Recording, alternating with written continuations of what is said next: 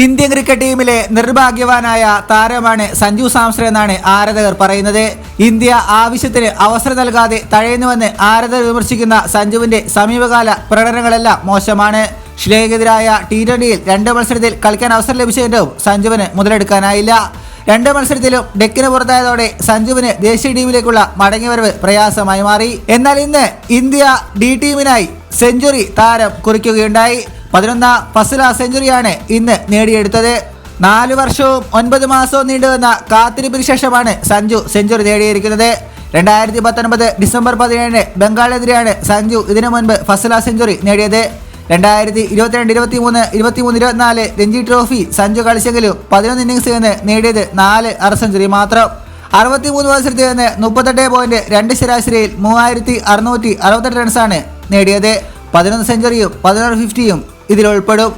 ഇന്നത്തെ ദുലീപ് ട്രോഫിയിൽ 12 4ഉം 3 6ഉം ഉൾപ്പെടെയാണ് 106 റൺസ് അടിച്ചെടുത്തത്.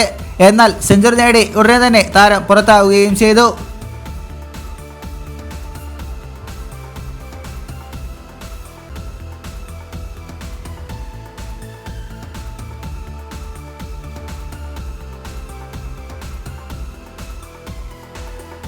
ഇതുപോലുള്ള പുതിയ വാർത്തകൾക്കായി ചാനൽ ഇപ്പോൾ തന്നെ മറക്കാതെ സബ്സ്ക്രൈബ് ചെയ്ത് വയ്ക്കുക.